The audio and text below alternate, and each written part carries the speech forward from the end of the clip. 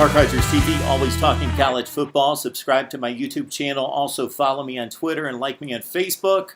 We will discuss and debate college football. The Big Ten, usually with the toughest postseason schedule of any league, and arguably the most difficult regular season games out of conference. Not so in 2017. Disappointed with the Big Ten scheduling of games out of conference. So most of the other Power 5 leagues have upped the ante starting this season. If you look across college football, typically everybody schedules that one difficult Power 5 game. A lot of teams this season are scheduling two. Most notably in the SEC and the ACC, those teams that have to play the crossover game against the other league, i.e. Louisville, Kentucky, Georgia, Georgia Tech, Florida, Florida State, they're playing the other game. They're playing an extra game. So Florida State, for example, is playing Alabama and Florida. Florida is playing Florida State and Michigan. There's a lot of examples of that across college football. Even the likes of Duke, they're playing Northwestern and Baylor. So two games, two difficult Power 5 games for a number of teams across college football. I'm very impressed with the scheduling across the board. And of course, check out my series where I'm ranking the Power 5 and major independent schedule, 68 all the way up to number 1. All right, let's run down the top 10 Big Ten games out of conference in 2017, and it's slim pickings. For the Big Ten, they are playing 3 games against the ACC this year. They've got 2 against the SEC, 3 against the Big 12, 3 against the Pac-12, 1 against Notre Dame, 1 against BYU. Okay, 10 most important game, or the number 10 best game, possibly. Minnesota defeated Oregon State at home in a close game last year. And, of course, the Golden Gophers defeated Luke Falk and company in the Holiday Bowl. Impressive showing out of P.J. Fleck's future team.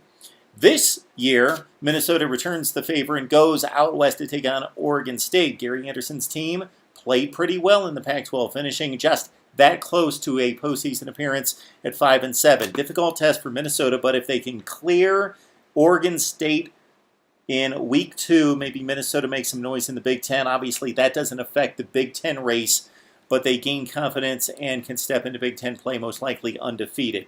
All right, Northwestern Duke. These two teams have played quite a bit in recent years, and the Wildcats have had the best of the meetings. They go to Duke this season. That's our 9th most important or best out-of-conference game for the Big Ten. Second week of the season on 9-9, Northwestern at Duke. Much expected of the Wildcats possibly making noise in the Big Ten West this year after defeating Pitt in the Pinstripe Bowl last year. Interesting game in slot number 8. We've got a Terps team that broke into postseason play last year, played pretty well in a loss to BC, and despite getting blown out by the heavyweights in the Big Ten, Maryland did make it a postseason play and swept their non-conference slate. Going to be more difficult this time. Interesting affair week 2, going to Texas in a noon battle against the Longhorns. Much ballyhooed first season coach for Texas, of course, Tom Herman. A lot of people expect Texas to contend in the Big 12 after 3 consecutive losing seasons. They will have to be better than Maryland in week 2 to gain and continue that momentum into conference play. All right, we've got game number 7, Iowa State. The Hawkeyes, the superior program to Iowa State, loses this annual battle way too many times. You would think that Iowa would win 8 out of every 10 games played, maybe even 9 out of 10 each decade. But Iowa State trips up Iowa far too often, and this is an Iowa State team that could be improved and reach postseason play under Paul Rhoads this year. It's a week 2 game, Iowa State, the annual battle, and the Hawkeyes better be ready for the Cyclones this year. Nebraska-Oregon. Huskers defeated the Ducks in Lincoln last year. It looked like it was a big win at the time.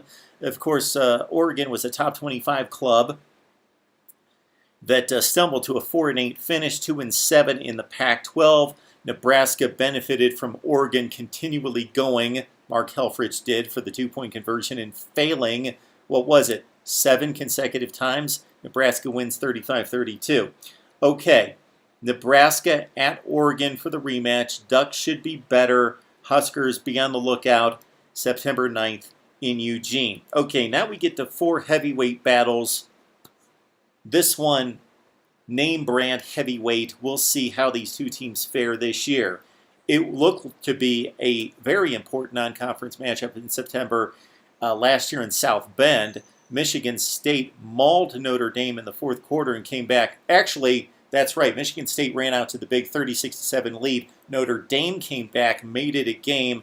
Michigan State won what we thought was a huge game against the Irish at the time. Both teams tanked it.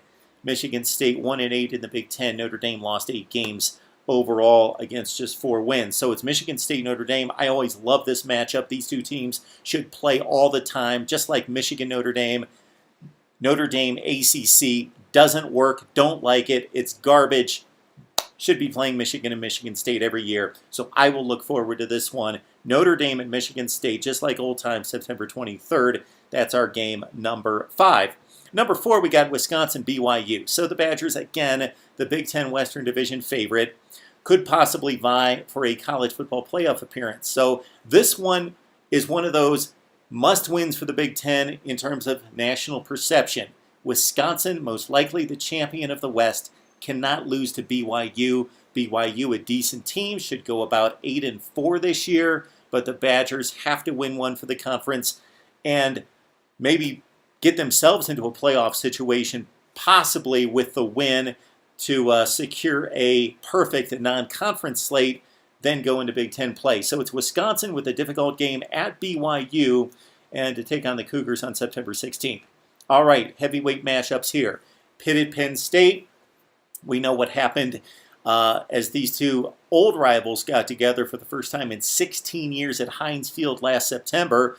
It was a shootout, and Pitt got the better of Penn State. Of course, the Panthers also defeated Clemson on down the line for 2 of the more impressive non-conference wins, or conference and non-conference wins in college football last season. So Penn State's got to beat their rival. And again, this is another game for national perception. If Penn State, again, is one of the better teams in the Big Ten, they got to beat a mid-tier ACC team, especially at home. Pitt, Penn State, that's a Week 2 matchup in Happy Valley. Michigan, Florida. If you didn't check out our top 10 games in the SEC last year, you got to check out that post. But this one I'm looking forward to. The Wolverines, with a young club, losing 16 starters, bring back Wilton Spade at quarterback. These two teams met a year and a half ago, and Michigan won the much better team against Treon Harris and company in the Citrus Bowl at 41-7, but should be a different affair with either Franks or Zaire at quarterback. Jim McElwain has a month to figure it out. Michigan, Florida at Jerry's World, September 2nd. And our number 1 game, Ohio State, Oklahoma. Sooners won it. Buckeyes won it at Oklahoma in a big way last year, and that propelled them to the college football playoff, and really was, because of Oklahoma's march through the Big 12 at 9-0, was the game that Ohio State and College Football Playoff Committee supporters marked as Ohio State's marquee out-of-conference win, of course, and justifying them going to the College Football Playoff despite not winning the Big Ten. So it's Oklahoma, Ohio State, Baker Mayfield trying to make amends against the Buckeyes defense. This time around, that uncomplicated, marginal defense of Ohio State in Columbus. So this will go a long ways toward a possible college football playoff scenario. Oklahoma at Ohio State, big non-conference matchup, as it should be. The heavyweights should play early in the season. That's a September 2nd game. Top 10 games in the Big Ten out of conference this year. If you have any other wild card selections, Louisville, Purdue maybe. The Boilers pull off the upset in Indianapolis. That would be huge for the Big Ten.